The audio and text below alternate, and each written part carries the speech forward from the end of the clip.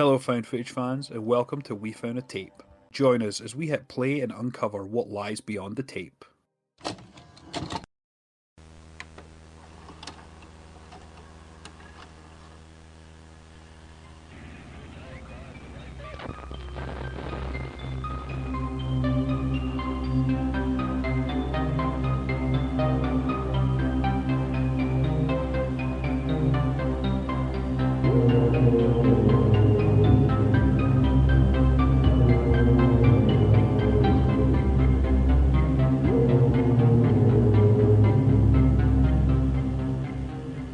Hello, found footage fans. Welcome to a brand new episode of We Found a Tape.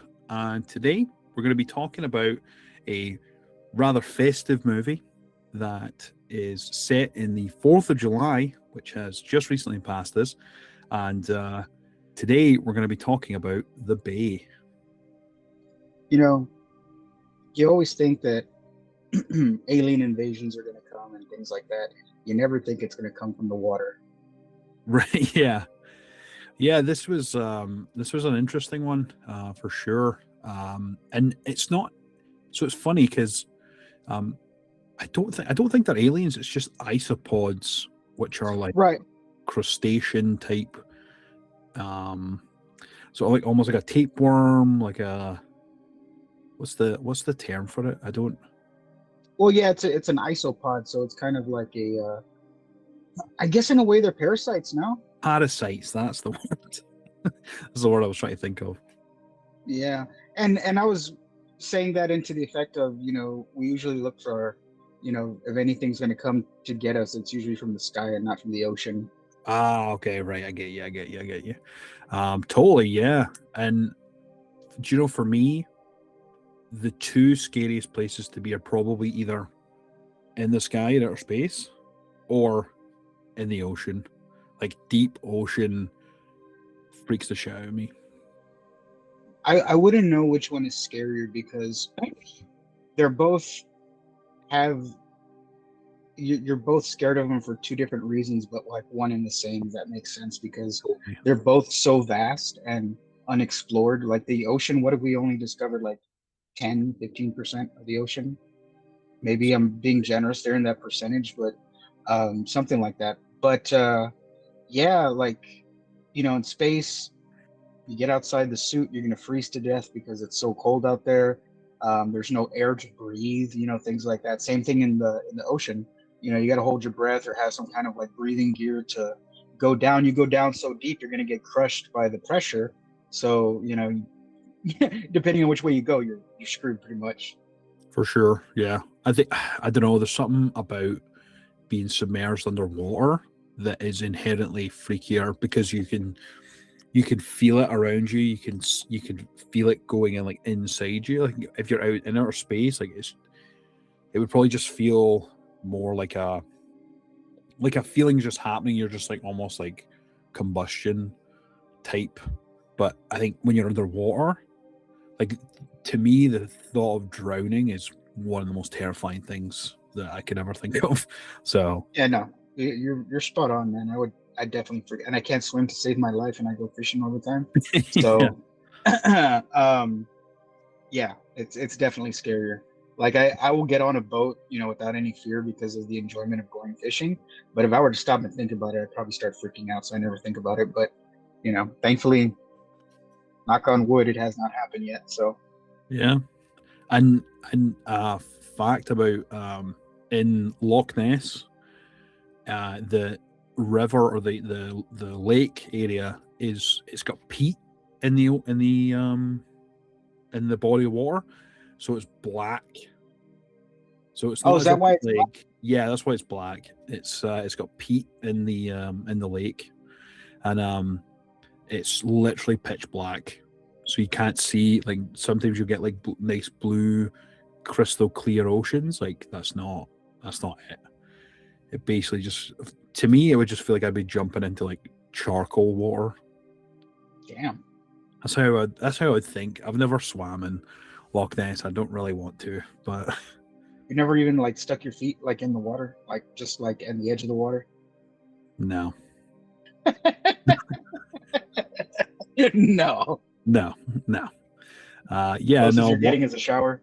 yeah, water freaks me the hell out. So, but yeah, Do you ever get into pools or anything like that? pool. Yeah, I'm fine in pools. When I was like I'm not a strong swimmer. Like, I've definitely picked it up more as I've gone into like trips to the beach and things like that. When I was younger, we had to take swimming lessons in school, and I just never did very well. Like, especially in the deep end. The deep end is really where I would find myself getting like really anxious. And it's mainly because like, and this is so stupid, but I watched Deep Blue Sea a lot when I was a kid, and I and I don't know what I don't know. Maybe that's the inherent fear that I've given myself, but I remember watching that, and then we had like swimming lessons in school, and I was like at the lower end, and I had goggles on, and I went under the water, and from where I was, it was really light, and from where the end of the pool was, it was like a very deep blue, and that I just always thought that there was a shark, like a shark from Deep Blue Sea, like in that area, and it just like in my head really You just messed need me a up. you just need a talking parrot, LL Cool J, to walk you through it. True, yeah, yeah. There's The Thomas Jane too. So I know you went on a trip recently and y'all went out to the beach. Did you even like stick your feet in the water? Or you stayed away from the Yeah, water? yeah, yeah. I was thinking my feet in the water. I went to go and like the current was really bad that day. It was really like choppy out in the water, so like it wasn't enjoyable to like swim Go out in. there.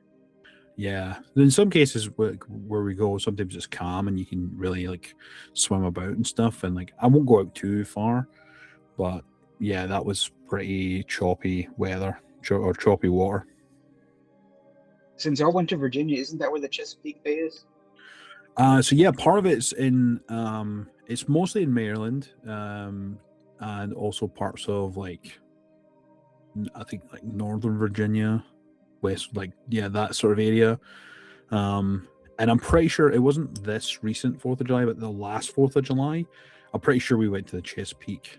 Not the town where this was filmed. This was filmed in like North and South Carolina, in terms of filming locations. But the actual Chesapeake is where I went to, and that's the first thing I thought of was like, holy shit, it's the bay. Yeah. And as well, like they had these um like there was with the area where they had these like nets up, so you couldn't get past a certain point. So yeah. Can can you can you imagine you go with a bunch of people and you're like, watch out for isopods, and they're looking at you like you're a fucking madman? Yeah, yeah, pretty much. But yeah, no, I have swam the Chesapeake, which is and the whole time that's the only thing I could think of was like, holy shit, this is just like the bay. Yeah, you get an isopod up your bum, you know. Yeah, It's and game over. in the town that we went to, like they had like a proper like sort of Fourth of July like festival. They had like a parade and like things like that. So like it was Ah, nice. kind of like what they were doing in the film, which was pretty cool. I don't know if they had a mess crustacean, but I think that is more so of like a North Carolina type Ah, situation okay. going on there. So Y'all, because y'all ever eat the oysters going out there? no, never. I didn't end up eating oysters. Again, also just reminded me of the bay, so I didn't want to risk it. You remember when we went to New Orleans? They said not to eat the local oysters because, you know, there was some kind of bacteria in the water, and then Yeah, we also had to like not, you know, we had to like fend for our lives away from like, you know, bacteria oysters, but also sepsis was a big thing over there in New Orleans too. yep, yeah. And there was only like the one day we had the seafood boil, and then that was it. Like the rest, we didn't really venture into seafood based. Do you know? And I don't know if I told you this on the trip, but that entire time that you know sepsis was a thing over there, like my mind in the back, like I'm enjoying myself and everything, right? But in the back of my mind, it's like, oh my god, this is COVID all over again. But it's sepsis. There's sepsis on everything. So it's like if I went to the restroom to go, you know, take a piss and you know flush the toilet, now I've got sepsis because I touched my dick with my sepsis hand. things like that. My brain was just like an overload with sepsis.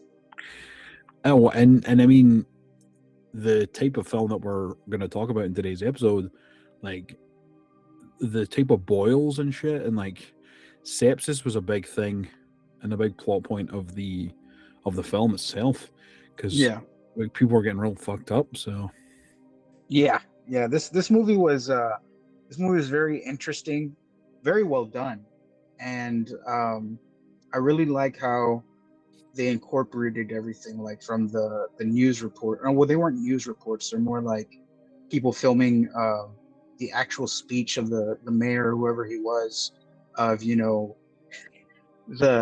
the cleanliness of the bay, and how they've made a desalination plant for the chicken population that they have there for farming and things like that. And then he goes, "This is by far the best damn water I ever had." And as soon as he took a sip, I had like this cringe, like, oh, now he's got same. isopods in his stomach.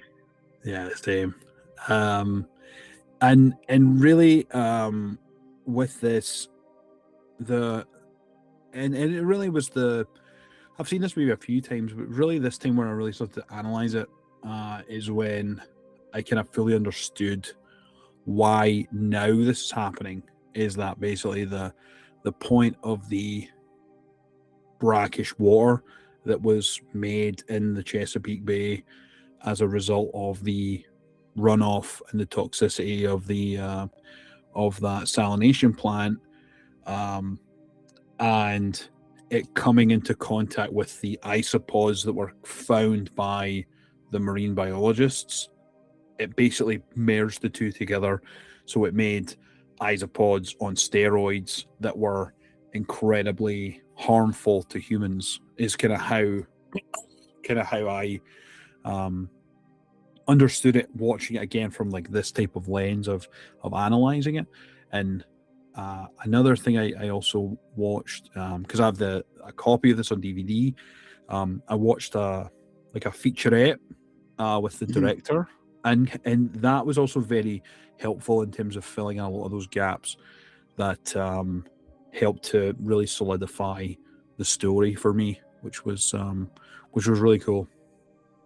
Right, right. So it's pretty weird how, yes, I know everything played a factor with the desalination plant, but that they were injecting, all these chemicals and steroids into the feed of the chickens to make them, grow.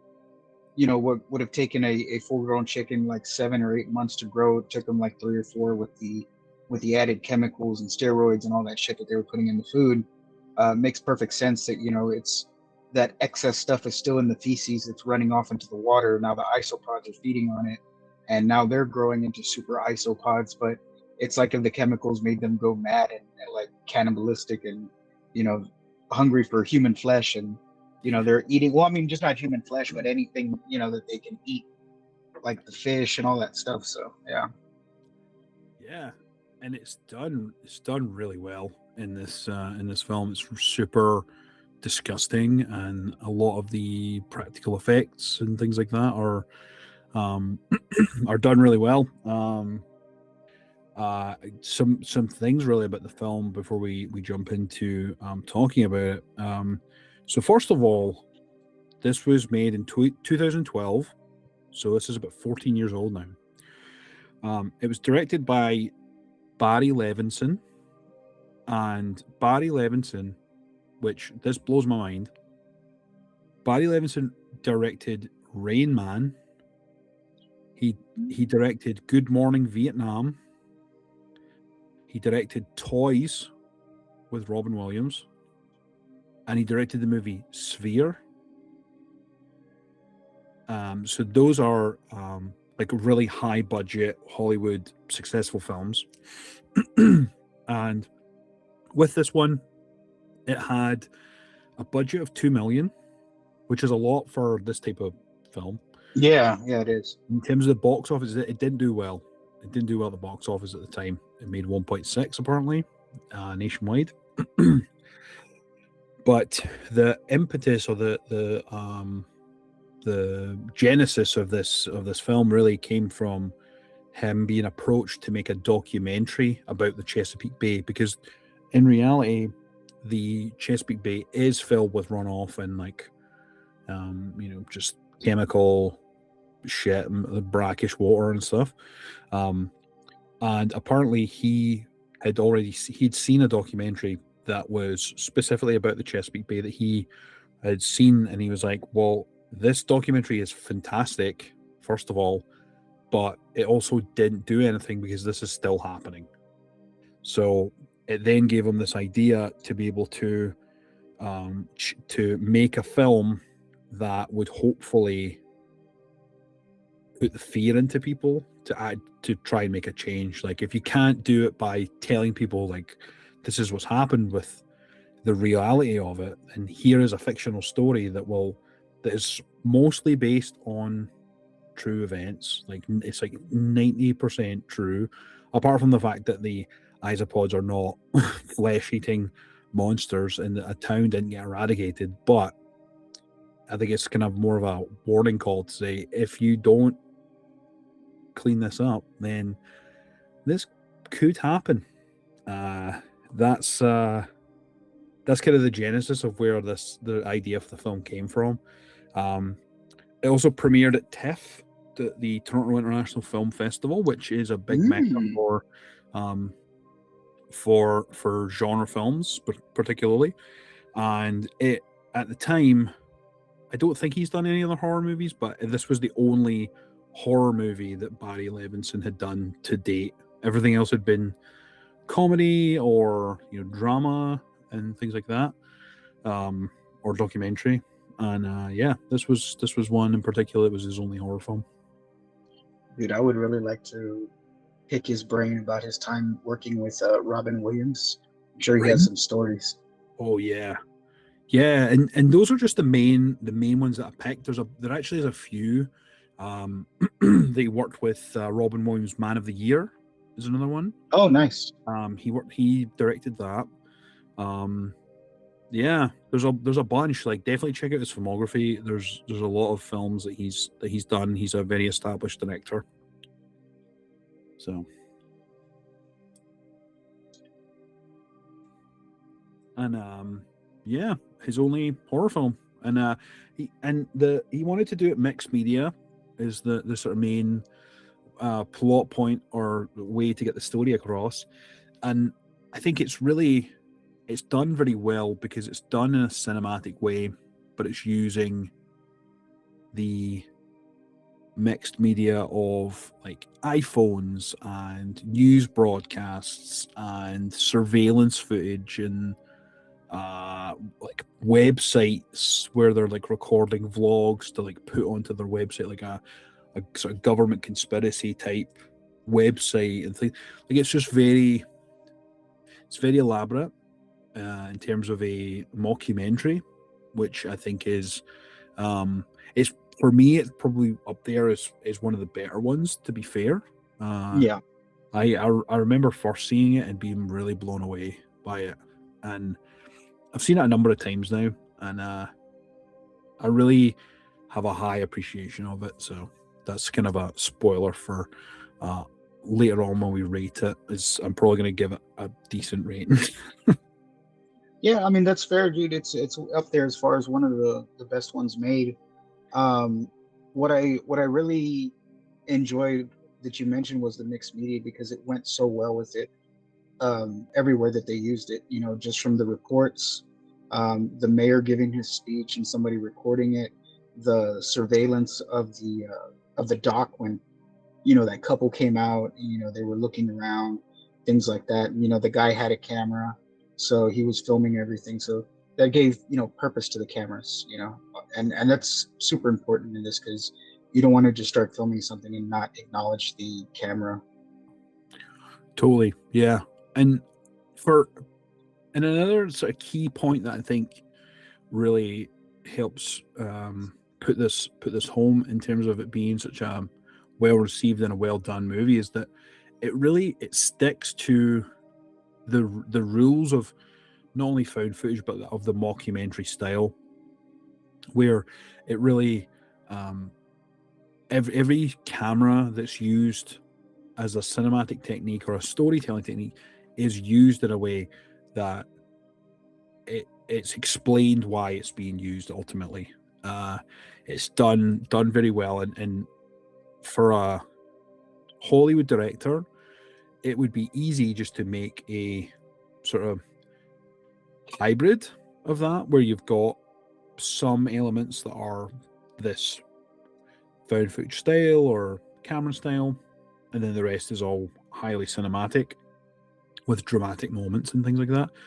I think it's served really well in that mockumentary style, and I always give high praise whenever someone really takes the care and attention to try and put that into the film. That really stands out to me, and it really has stood out to me ever since I saw it. And I'd seen this, years ago, many years ago now, and it still for me holds up.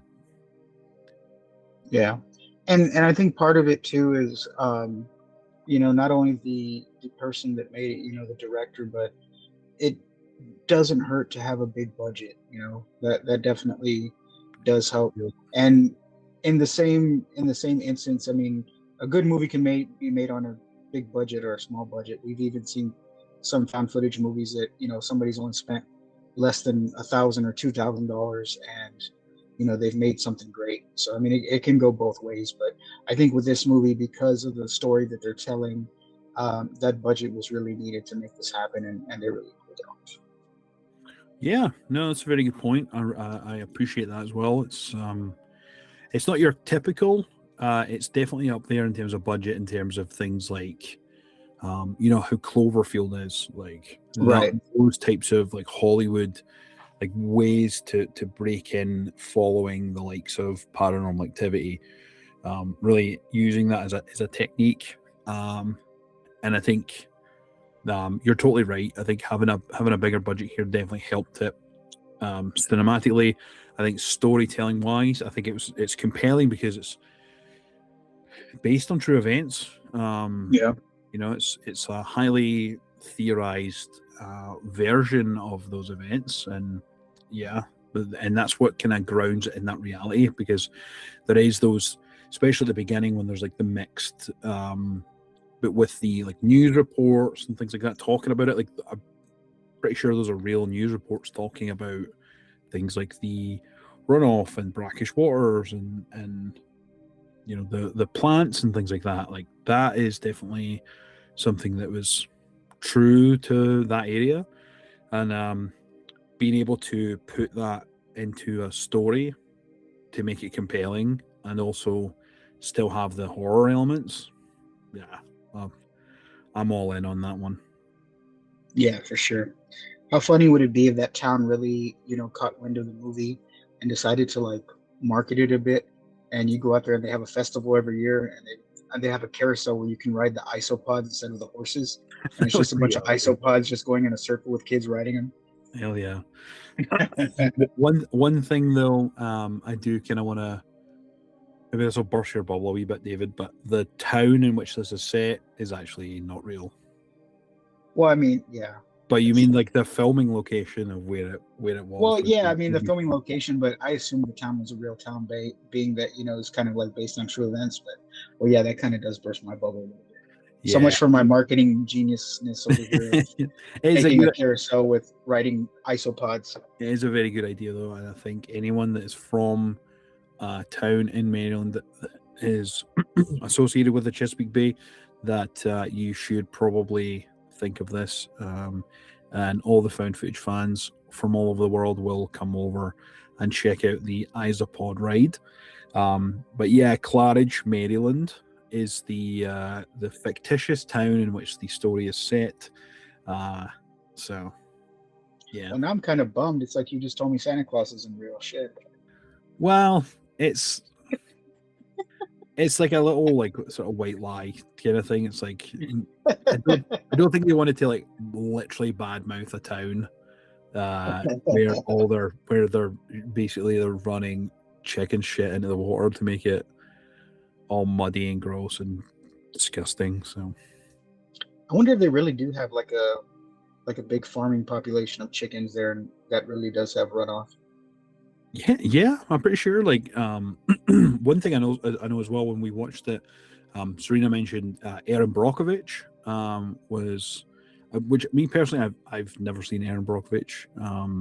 I It wasn't marketed very well in the UK when it came out, but apparently it's about Erin Brockovich, who is real, and she helped to uncover a mystery that was basically killing a lot of, or making a lot of people really sick in this town, and they couldn't really understand it. And it turns out they were just dumping toxic waste into the water system, and people were getting like crazy cancers and being unable to have children and just insane stuff. And she mentioned that when we were watching it, about how this reminds her of Erin Brockovich, which is a huge compliment, I would say, in terms of the director,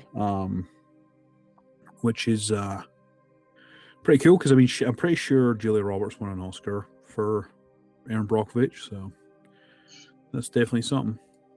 Dude, I've been looking up chicken farms over there off the Chesapeake Bay, like between the Delmarva Peninsula, between Delaware, Maryland, Virginia.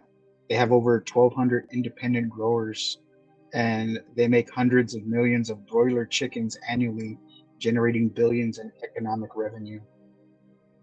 So maybe one of the chickens we pick up is from the Chesapeake Bay at the supermarket. You mean Chesapeake chickens? Yeah. Yeah, Chesapeake Yeah. chickens. Find a free isopod inside. Yeah. Yeah. Or the fish too, David. If you're gonna go fishing, you might come across a isopod runoff. Dude, I would never eat anything out of the Chesapeake Bay. I'm just eating cheeseburgers if I ever go visit. Yeah, knowing my luck, I'd probably like look inside it, because there's one particular part when we get to it that like fucking scared us. Like we both jumped when we watched it. I know which part you're talking about. Yeah. I'm pretty sure I know which part you're talking about. But Yeah. you know, on that note, since we're gonna dive right into it, let's do the synopsis. Let's hit him with it. Hell yeah. So the Bay from 2012. While celebrating the 4th of July like any other, the small town of Claridge, their secrets are unleashed, an infestation that becomes fatal. Yeah, Hell yeah. very fatal. Yes. So yeah, I mean, it really follows, which I think is another interesting plot point, is that it's like a film major, or a student basically, Donna, who is, you meet her at the start of the film, and she's like the sort of talking head narrator that goes through all the events that happen throughout the documentary, and it really shows from her perspective, where she was just basically thrust into this, not knowing that it would be what it comes to be. She was just sent there just to do some, field reporting for the local festival that was happening. So she was meeting up with, local men, women, children, getting some local interviews.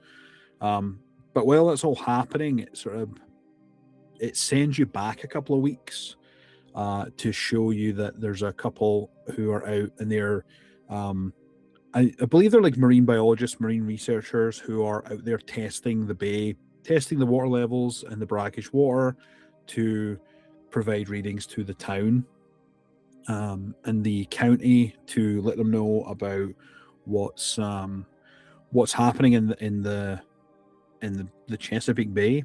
And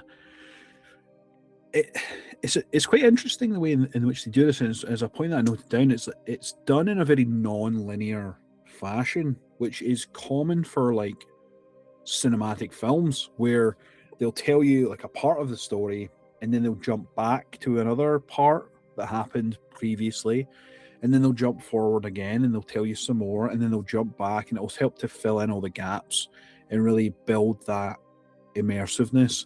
And I think that is done really well here, because it jumps back to that couple who are on the boat, and they're the ones that are really discovering the isopods and the parasitic infestations that are happening. And it's the discovery of their bodies is really what kicks off the story, and it shows you sort of what their findings were. They were taking video diaries. So again, an explanation of why the camera was being used, which was done really, really quite well. And there's also the option of the like kind of like a WikiLeaks type page where it's talking about it's like GovLeaks is what it's called, and it shows you footage of like a guy who's like broken into one of the factories to show you like all the chickens and showing you all the runoff and telling you about how it's like, you know, billions of gallons or millions of gallons of water that they drink every day, which then comes out and just goes straight back into the bay through the runoff from their feces, and it just shows you all the piles of like shit and stuff. Man. And one key point that I don't remember was the fact that Donna has the most like the fucking tightest trousers on, which is just like not conducive for running or being involved in any sort of outbreak. Like they're just holding her back. They're holding something. She's all Yeah. Cheeked up with those tight ass trousers, running around the Chesapeake Bay, getting chased by these isopods. Dude, and those things were fucking fast, man. Oh yeah, they were fast. And all souped up on chicken shit. Yeah, chicken shit steroids. Yeah, they were wild. And yeah, like they really, it's following that is really where we start to get that linear style, because it jumps back and forth a lot between so we'll break it down in terms of there's the scientists who, I believe it was 6 weeks prior, were essentially patient zero who discovered these things. They sent the results to the CDC, which is the Center for Disease Control. Mm-hmm. And so they're involved at some point as well. Then we've got Donna, who's the film major, the news major, who's reporting on the local area, who's then thrust into this. And then there's also a couple who are just on the boat, and they're sailing into Claridge to go and meet their family for 4th of July. They're like insanely late. There's also a little girl who is just recording on her iPhone, and it really it breaks down a lot of the sort of cover up and the shit that's gone down with the town itself. And the Mayor Stockton is the guy's name, and we see a lot of him throughout the film, and he's talking a lot about the what you mentioned earlier, how safe the drinking water is. It's the most delicious tasting, the crispest, freshest water he's ever tasted in his life. And immediately drinking that, it's just like what went through my mind is the same thing if somebody went and got like a Solo cup, one of those plastic cups, and they walk over to the toilet and just dunk it in there and get some water out and take a sip. That's the same like it that I got from watching that dude drink the water. It's like, no, man, don't do that. That's chicken shit. Oh yeah. I mean, it's not even that. It's like it's chicken shit and also bacteria and isopod run up shit, probably. Probably got some isopod spunk in there too. You never know. Yeah. And there's a lot of sort of shit that they show, and there's like just piles of it when the guy shows like the WikiLeaks, the GovLeaks page. Oh man, that was gross. And that's all. He's like in night vision mode. Like this guy, when he was making the film, clearly hit all the points of found footage where you've got like night vision, you've got like running with cameras, and you've got like iPhones, and then surveillance footage, and like Very well done. Yeah, he really went all out with this one. The one thing that I noticed about these isopods was, when they started doing autopsies of bodies and fish and stuff like that, it looked like they were triggering the organs first, like the main organs. Mm-hmm. And kind of makes sense because your organs are the most like nutrient dense. So like if you were to go eat a cow's liver, cow's heart, things like that, those organs have the most protein and nutrients in them. True. So it makes That's a sense. good point. Yeah. The living organism part of a human body or a fish. One thing, another thing that the scientists point out is that it was taking the tongue. It was biting out the tongue, which I thought was very strange. And especially when, and there's actually a scene where they have a real isopod. I also found this out when I was watching that little documentary or the featurette, is that there's a scene where they have where they're dissecting the fish, and he like goes in through the gills and he pulls out a little isopod. That's a real one. So it's like moving about. That's not fake. That's a real isopod. He's like, so I wanted to like basically show you what an isopod actually looks like. Then we amplify it to 11, and now we have these like crustacean like crab like creatures that are just highly theorized mutated. Yeah, they're just yeah. And that's solid touch. And yeah, it really just it kicks off on the 4th of July, I guess, because they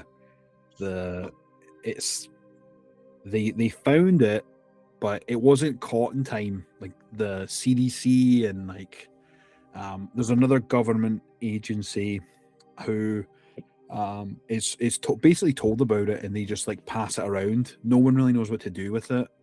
They were just like, oh, like we thought it was a bull shark. They didn't initially think that these were parasitic entities that basically hollowed out a person. They thought it was a bull shark. Fuck, is it gonna shark gonna hollow out a person? They're gonna take chunks. Right, yeah. And I think it's because what happens is it like basically like severs the skin and like crawls out. Is how it it feeds, and then it will like sort of fester the and inside grow, out, and then it pops out, and then and it's there when we start to see more of like the town who are in the water. They're in their paddling pools. They're the hot dog. There's like a hot dog eating contest and things like that. And everyone's drinking water, like to like soak down the hot dogs, and then that's when everything starts to freak out. Town starts everybody going starts crazy. They think blowing it's a terrorist attack. Yeah, everyone's blowing chunks. Starting to get boils. Yeah. Like got some toxic Avenger shit happening like right before your eyes. Yeah, it's gross. And that the town starts to go crazy, and it also it shows you areas of like recordings of the radio station where people would call in, and they would be like, "Oh yeah, what do you think it is? Oh, I think it's a terrorist attack or some sort of terrorist organization." I saw that ISIS. Somebody said ISIS at one point. Yeah, like people think it's that, and it's just like, oh my god, because the hysteria behind it, right? You don't want to think that your town is knowingly polluting your area, and you're just unbeknownst to you, just going on by. Like some people have a real distrust, some people have a trust of the government. And another point that I forgot to mention at the beginning was that when we're hearing Donna do the voiceover and the narration for this, it's actually a few years later. It's a few years later because the which we'll find out in a little bit, but ultimately it's a few years later because there's been a leak of all of the media, so she's now been able to access it, and she's then obviously been approached by the filmmakers who are making this particular documentary, because she was the gal on the ground, so to speak. She was there while it was all happening, and Yeah, it's at that point is really when it starts to ramp up. After we first start to see the town start to go into panic, that's when a lot of weird and crazy shit happens. The hospitals start to fill up. The waiting room is filled with people with sepsis and complaints of stomach pains and just grotesque body related issues, and people start trying to leave.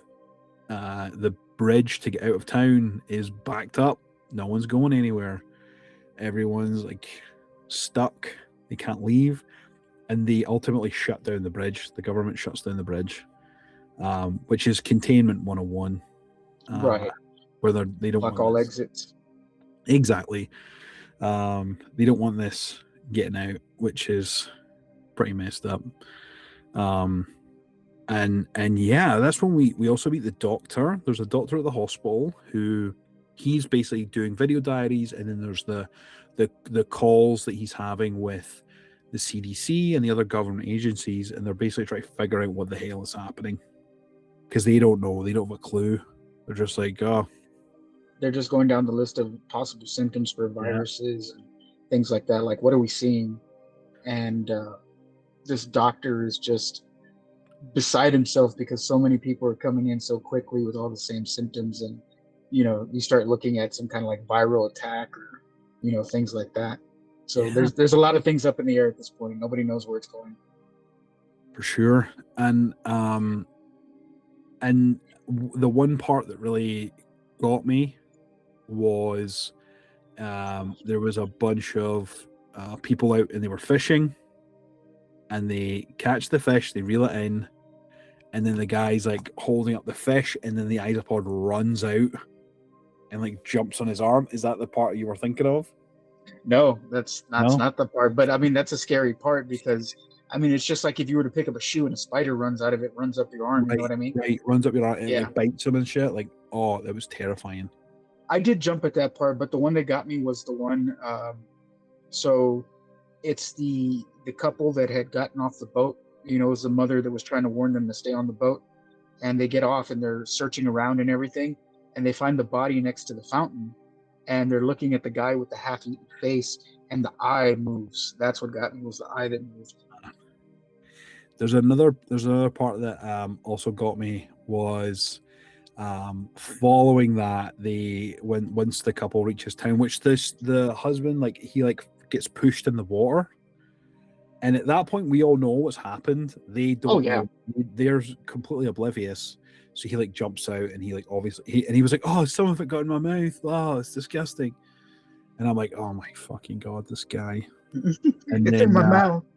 Yeah, he's fucked now. And then when they get there, they go to that's when they find the town is deserted, and then that's when they find the dead bodies and seeing all the stuff. And then it's when they go to an antique store, and they go in there, and they get Skype working because all the phones are down. It's basically the town's on lockdown, basically. Right, they've shut down the cell towers. Yeah, and they call the friend to call the police because they can't get a hold of anyone, and then he's got himself all fucked up, and he turns around, and the first thing I thought was how have you not noticed that you have a giant boil growing on your neck? Yeah, I definitely feel that. Turns around, he's like, there's something here, and it's this fucking hideous thing. It was probably so itchy.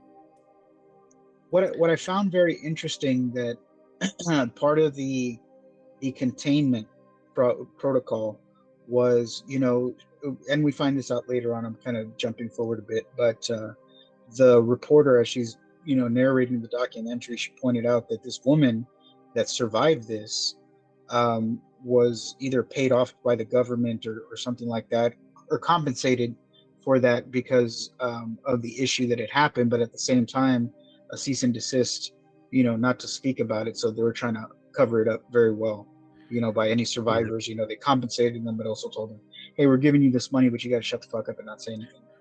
Pretty much, yeah. It's kind of typical for those types of scenarios, especially when they don't want to cause mass panic across the US or across a country, or state lines or whatever.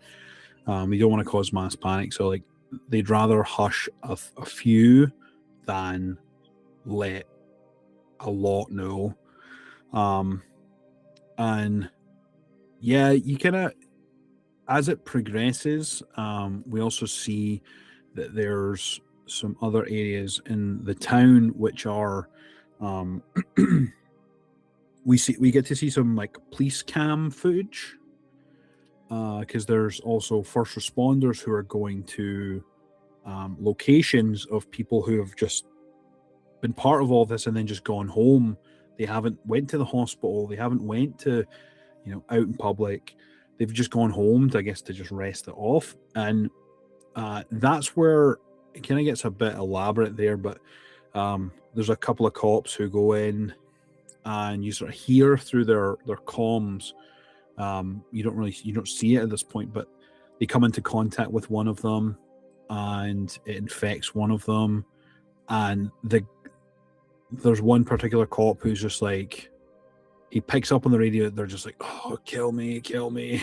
So he like starts mercy killing people, right? He's like putting them out their misery, and another key point is like, especially when there was a lot of the misinformation going around. They're like, "Oh, it's terrorism," or "There's a serial killer or a murderer on the loose." Like they thought there was also murders happening because of the way in which the bodies were like mutilated and things like that, because of the way that the isopods were escaping. They thought there was people killing people on 4th of July up in here. Yeah, it's definitely not people doing the work. Well, arguably people were at fault for all of this happening. Well, you're very right. I mean, they caused, yeah, you could say that, because they fed the chickens. They put steroids and the chemicals in it. They put the factories there, right? Yep. So yeah, people were making money off of this, and then putting people's lives at stake. And really, it's the crux of the story here is that the government is not to be trusted. Yeah, is the key giveaway. And I still don't trust them to this day. Yeah. But yeah, another point as well. We were talking about the mayor. The mayor ends up going on like not like a ride along, but like he goes with the chief of police because he can't get in contact with any of his agents anymore, any of his detectives or sheriffs. So they start driving around the neighborhood, and you see that.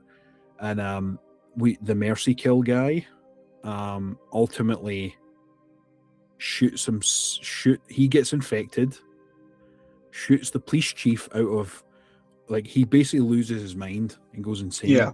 Shoots the police chief, shoots himself, and then the mayor just like drives off in the car, and then he gets in an accident and dies. Like, that's how he gets killed. He dies because the ER was full. There was no other first responders. If none of this would have happened, then he would have had the help necessary to be able to treat him. So like, it's kind of he died by the sword kind of thing, which is pretty fucked up as well. Yeah, man, I didn't see that one coming, as far as the accident just kind of came out of. But yeah, he did. And it didn't even look like a crazy accident either. He was injured enough to do damage, but because he couldn't get the help he needed, right, it just basically accelerated everything. Yeah, the caption stated he very well could have, survived the crash had medical attention been available to him. Yeah. And that's the Bay in a nutshell. It's definitely a well done film. I recommend this one to anyone who's looking for mockumentary style. Absolutely, it's one of them to definitely check out if you haven't seen it already. And I always recommend it to people as one of my favorites. Genuinely, I think it's so well done, and I think a lot of people, especially if you're curious on found footage, or if you're looking to expand your repertoire, I highly recommend this one. Now, those of you out there that like to collect physical media, I have found that the Bay is of course on DVD. There's a Blu-ray copy out there running around somewhere, and looks like it was made. It's a UK version, steelbook for the Bay that exists out there. I assume if you go on eBay, it's probably going to cost an arm and a leg for the steelbook. But if you are a fan, they do exist. Oh shit! I did not know that. Yeah. That's pretty cool. So let me ask you a question here, since you are from overseas and you probably know this more than I do when it comes to media. The numbers that they put on foreign, like the base steelbook has a 16. That DVD or Blu-ray that I showed you earlier has an 18 on it. Are those ratings, or are those based off of the countries they're coming out of? So both. It's the rating system for the country. In the UK, they have a different rating system. Like here, you would get an R-rated film. Right. That would be the equivalent of an 18 rated film. Okay, so it's based off of age, so nobody under. Yeah. Okay. So no one under the age of 18 should see this. And then it's just a sort of descending scale or an ascending scale, however you want to think of it. From like Universal, which is a U, and that's for everyone, and then all the way up to 18. So, Nice. yeah, it's here you get it more so like you get like NC-17 and R rating, that sort of thing. PG is common across the globe. I think Australia uses a 16 rating. The UK uses a 15 rating. So if you're under the age of 15, you can't see it. But 15 or over, absolutely. I think it's in Australia. They use That has the 15. I think Oh, they they use use the the 16, so it may be an Australian release Oh, okay. for the Bay. Sweet. Yeah. So yeah, so that was like John mentioned, the Bay in a nutshell. But it is a super fun ride. So definitely doesn't bore you throughout the movie. It starts out strong, all the way through. There are some jump scenes in there, so that's nice. Especially if you're squeamish with bugs and things like that just kind of crawl out of nowhere. This is definitely the movie for you to watch if you want to be freaked out a bit. But yeah, that was the Bay. Now, we did mention this earlier. Shall we show off some recently picked up found footage? Hell yeah. Yeah. You can I'll be right back. Let me grab a couple of things here, because I did pick up some recent ones.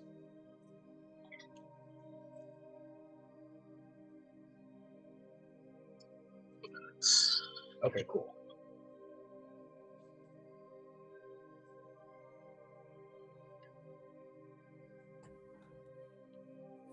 Yeah, excited to see what you picked up, David.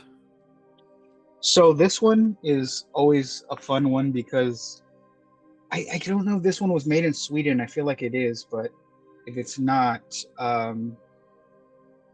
yeah, it's not.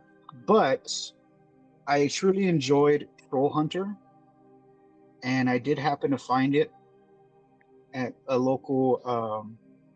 They're like a shop with CDs, DVDs, collectibles, all that stuff. And I did find Troll Hunter. Wait, can I do that? Wait, there we go, Troll Hunter on DVD. It would have been nice to find the Blu-ray one, but I mean, I'll take it. To me, honestly, I can see the difference of a Blu-ray on a Blu-ray, like an HD TV. But I mean, honestly, if you just have like a standard definition TV, you don't notice the fucking difference. Totally. So it really doesn't matter, just as long as I collect it. Another one that I picked up, this one definitely does look found footage, and I have not seen it before. But I was curious, to see what it's about. It's called A Night in the Woods. Oh yeah, I picked up as well on DVD, relatively recently as well. Have you watched it already? No, I haven't watched it. But I'm curious on it for sure. Yeah, and this one was originally marked at $20, but for the sale price of $9.99, I could not pass it up either. I've heard of this one before, but I've never seen it. This one has the Blu-ray and DVD copy combo, And to be honest with you, this one I don't know if it's found footage. I never looked it up. It looked found footagey, so I wanted to get it. It's called Greystone Park. Oh, dude, that is such a good movie. Really? 100% found footage. Two things. One, I don't know if you know who the director Oliver Stone is. Yeah. It's his son that made it, and Oliver Stone is in the film. Oh, interesting. He goes to his dad's for dinner, and his dad is fucking Oliver Stone, so he's there. And it also has another name called the Asylum Tapes, and Oh, okay. that's Grace. The alternative is Greystone. That one Park. I've heard of. Yeah, that's it. Yeah, Greystone Park is the Asylum Tapes. Well, that's fucking fantastic. I've got a couple of good ones to watch here, and I can't go wrong with Troll Hunter. That was such a fun ride. Oh yeah, I have the Blu-ray of Troll Hunter, which is cool. So I feel like I picked up another one recently. I just can't remember. Oh, I got the and I don't have it here. I don't know where it's at, but I picked up the Blu-ray version of Spree. hell yeah, that's awesome. First World 96. Squirts World 96. Squirts World. Yeah, I was in when I was away for 4th of July. Couple things. One, Did you get any isopods while you were out? I didn't get any isopods. I wish that would have been sick. But I picked up a copy of Man Finds Tape, which was 50% off when I was at Barnes and Noble, because Magnolia, which is the imprint of the imprint is Magnet, which released this, was 50% off at Barnes and Noble. So, So is Magnet and Magnolia the same company? Yeah, I think Magnet is like an offshoot of Magnolia, like kind of like Blumhouse is an offshoot of Universal now. So like that type of thing. It's like it's that. But yeah, that was a solid deal. So I was like, hell yeah, this was like $15. So this is new. So I grabbed that. I also, when I was Neon, the production company, had a sale for buy one get two free. Oh, so yeah, yeah. And, so I got 3 films. What's weird? I got 3 films. I got 3 shirts. What's weird is that they didn't send it all at once. They staggered it. So I got 2 movies and the 3 shirts, and I'm missing a movie which got delivered after I left. But one of the movies that I got was Shelby Oaks. Nice. The only reason I would have got this is if it was under some sort of deal. So technically, this was free. So nice. I don't want to pay. Didn't want to pay for this, to be honest. But yeah, I was like, you know what?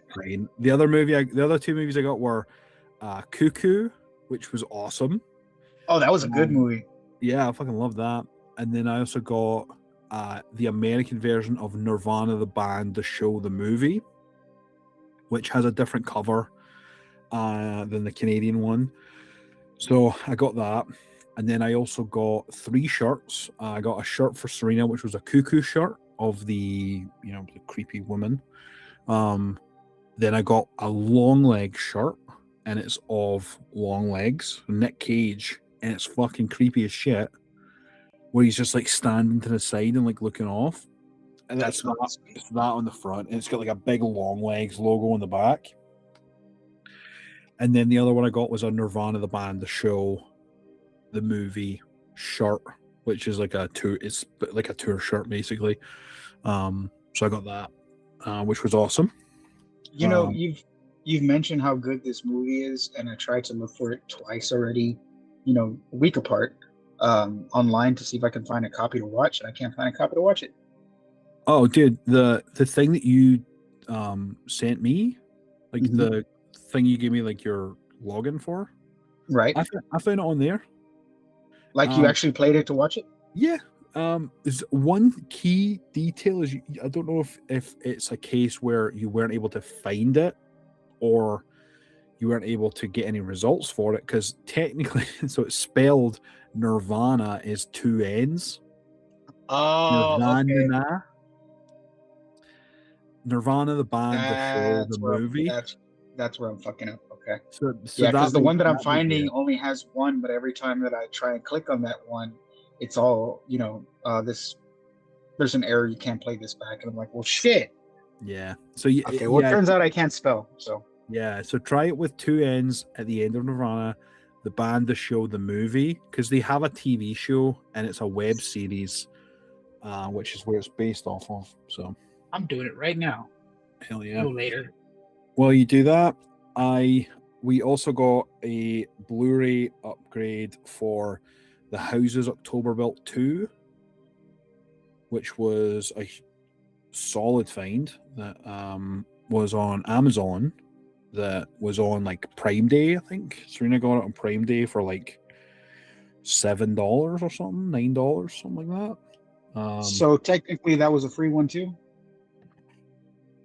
No, this one was it was cheap, I guess. We have the DVD copy, so we'll probably get rid of that.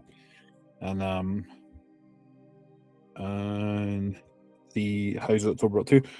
Another cool thing that I also wanted to shout out, which I did a video on Instagram for it, but I also was sent a copy of this is a 6-minute short that is available on YouTube, and it's called Video Hearts, and it's based on the 1980s like dating videotapes that people would like record themselves, send it in, and then you would like people would basically trade tapes to like meet people, and like that was the early days, like before you had like internet and all that. Like that's how people would communicate, and try that as like a Lonely Hearts type club. But Ken, the guy who made this, sent across a VHS tape of Video Hearts, which is super cool. It's a VHS copy of the film, which here's the back of it. And I did a video on our Instagram. Ken, super cool. I haven't checked this out on the VCR yet, but that's it's really awesome, and I love it. He sent a copy over that, which is really, really great. So definitely check that out if you haven't done so already. How long is the short? 6 minutes. 6 minutes. Yeah, Not bad, not bad. It's interesting. It's an interesting one, and highly stylized. He really pays attention to the details of the 80s. So yeah, it's cool. Fun times. Yeah, fun times. Yeah. So we I think we lucked out hard with some really cool finds and stuff. So Hell yeah. both ends. Good deals, man. Good deals. Hell yeah. And then the last point of business here before we wrap things up is really just the ratings for the Bay. Right. So if you like, David, I can tackle that first before you if you're still looking for Nirvana the band the show. Yeah, no, I'm good to go. But if you want to go first, I'll go right after you. That's fine. For sure, yeah. Yeah, I love this. We've spoke about it at length in the past, just like off camera, about how good this movie is, and to be able to watch it through an analytic lens like this, and really appreciate how good it actually is, was really quite fun for me. When you do that, sometimes when you watch a film, you're like, "Oh, this movie is so good," and then when you watch it again through an analytic lens, you're like, "God damn, this sucks." And that's always the worry when you analyze films like this. It's particularly found footage, it gets a lot of bad rap, but this to me is probably up there as one of the best. If you haven't seen it, highly recommend it. If you haven't seen it and you've watched this whole thing, then apologies for spoiling it for you, but it's been out for 14 years, so that's on you. But But overall, honestly, like this is so good, and one I'm forever going to recommend to people. I think it still holds up. It's very well done. Super. Um, just it's great when a movie with ties to Hollywood comes across and stays within the lane of found footage and doesn't veer off into something else entirely or try and be something else. Like it's just a huge kudos for me. And for me, I think I'm gonna give it 5 tapes. Um, I'm not I'm staving off a golden tape because I think in terms of things I wasn't a huge fan of is I kind of felt towards the end that it was starting to drag. And for that, it was like just a bit heavy on some of those additional scenes where they're showing like a lot of the grotesque stuff. Like I think at that point it was just getting to be a bit much.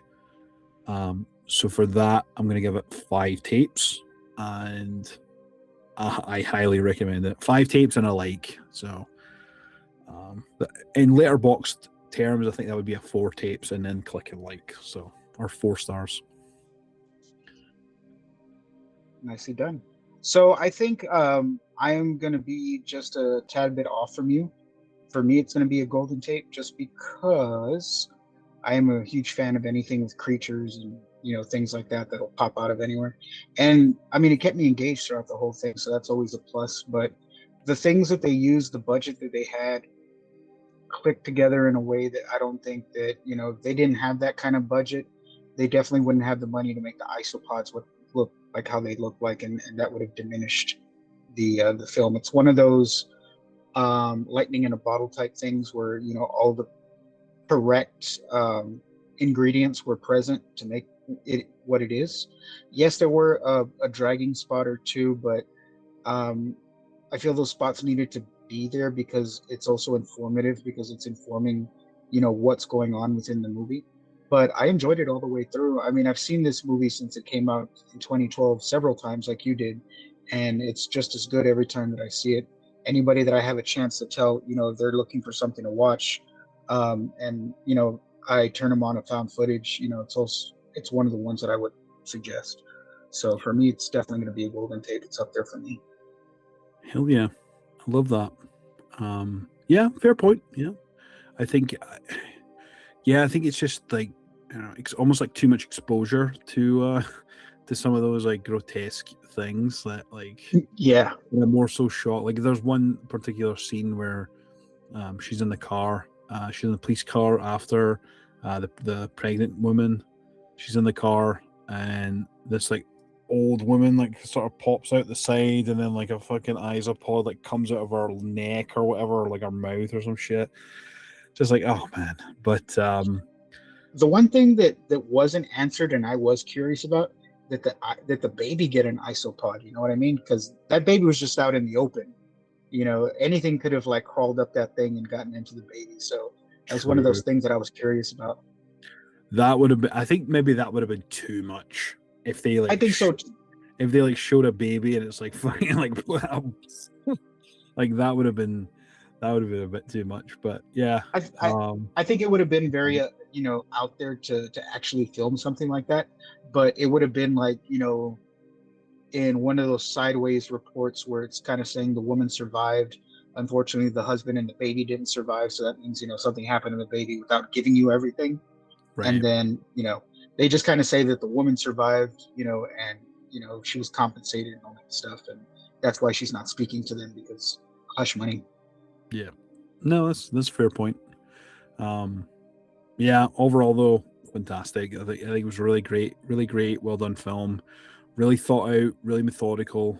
There's a great use of all that mixed media, man. I think it's highly recommend. It's up there as one of the best found footage documentary horror adjacent that is out there. So Savage Land was a good one. Savage Land is a good one, yeah. That one for me kind of drags a bit though, but it does. It does. I'm not gonna lie, it does drag a bit. Yeah, I think And that's the tough thing about movies like that, is that it's going to happen at some point, just because it's very informative, and it's Mhm. bound to happen at some point. But I mean, if the rest of the movie's solid, I mean, the movie, is going to be good through and through. I just feel like it's going to happen at some point, because there's so much information Totally. being given. No, you're totally right. I think it's when it comes to, because the point of a documentary is for educational purposes, right? Right. It's not like they're purposefully detail oriented, and I think that it can definitely be an asset in terms of provide to provide it in a real world setting.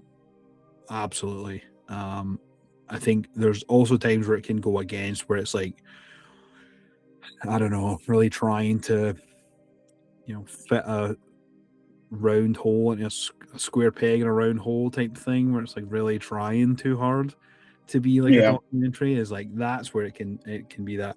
But Savage Land and the Bay, I don't think that they're ones that they're trying too hard. I think they're done very well.